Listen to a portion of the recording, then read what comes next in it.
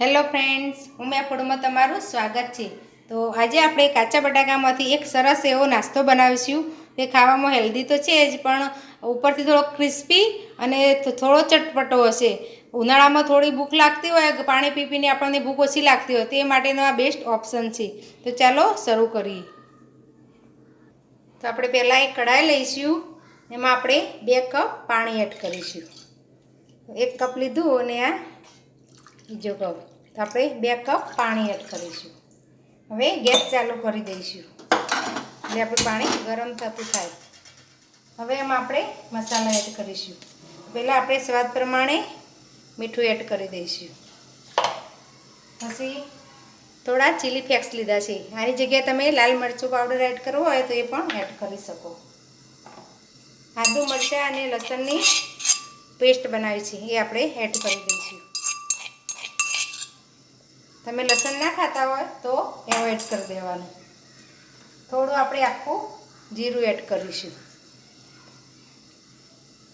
ને ગરમ થવા દઈશું।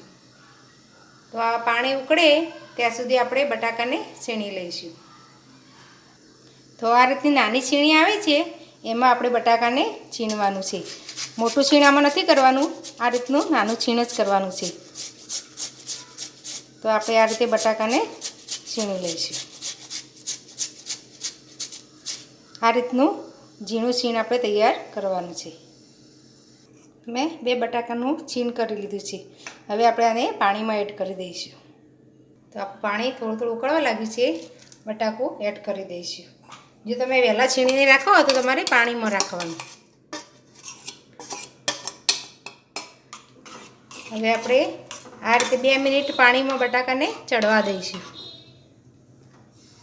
2 મિનિટમાં ચડી જશે, કારણ કે આપણે એકદમ પતલું છીણ્યું છે। તો 2 મિનિટ થઈ ગઈ છે, આપણું બટાકું ચડી ગયું છે। હવે આમાં 1 કપ સોજી લીધી છે, એ આપણે એડ કરી દઈશું ને મિક્સ કરી લઈશું। આ રીતે ગેસ એકદમ સ્લો કરી દઈશું। હવે મેં બેસન 1 કપ લીધું છે, આપણે જેટલું જરૂર પડે એટલું આપણે બેસન એડ કરીશું। તો પહેલાં અડધા કપ જેટલું બેસન એડ કરી દઈશું ને હવે બધું મિક્સ કરી લઈશું। આ રીતે આપણે સરસ મિક્સ કરવાનું છે।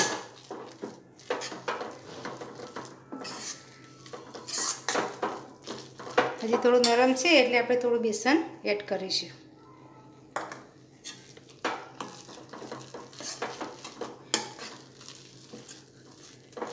આ રીતે ગાંઠા ના રહે એ રીતે આપણે આ બેસનને મિક્સ કરી લઈશું।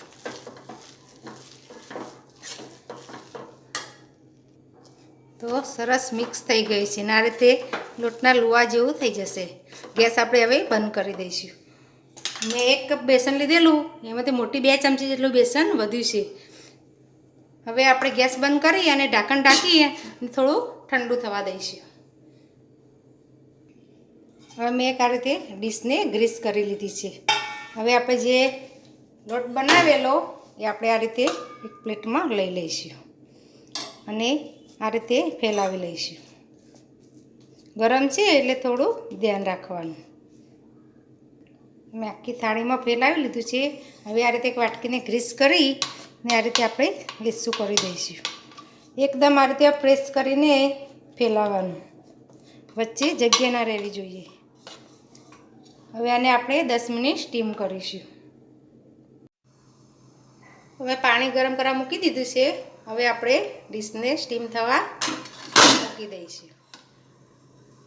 હવે ઢાંકણ ઢાંકી અને 10 મિનિટ આપણે સ્ટીમ થવા દઈશું। મીડિયમ ગેસ રાખીશું, બહુ ફાસ્ટ નહીં રાખીએ, અને 10 મિનિટ સ્ટીમ થવા દઈશું। તો મેં 10 મિનિટ સ્ટીમ કરી લીધું છે। હવે મેં કઢાઈમાંથી બહાર લઈ લીધું છે, તો આપણે થોડું ઠંડુ થવા દઈશું। ઠંડુ થાય પછી એના પીસીસ કરીશું। તો હવે સરસ ઠંડુ થઈ ગયું છે। હવે એને આપણે પીસીસ કરીશું અને આપણે ઉપરથી ક્રિસ્પી કરવાનું છે, એટલે આપણે એને સેલો ફ્રાય કરીશું। એટલે પહેલાં આપણે આ રીતે પીસીસ કરી લઈશું। આ રીતે આપણે બધાના પીસીસ કરી લઈશું। તો મેં સરસ પીસીસ કરી લીધા છે. હવે આપણે આ રીતે કિનારીથી છૂટા કરી લઈશું. આ રીતે કિનારી પર સરી ફેરવીશું એટલે સરસ ખુલ્લા થઈ જશે. હવે આ રીતે ડીશ ઊંધી પાડી અને આમ પલટાવી લઈશું. હવે ધીરેથી ડીશ ઉપાડી લઈશું. તો સરસ પીસ આપણા તૈયાર થઈ જશે. તો આ રીતના આપણા પીસ તૈયાર થઈ ગયા છે. હવે એને આપણે સેલો ફ્રાય કરીશું. મેં તેલ ગરમ કરવા મૂકી દીધું છે. એમાં આપણે આ રીતે પીસ મૂકી દઈશું. જેટલા સમાય એટલા પીસ આપણે મૂકી દઈશું.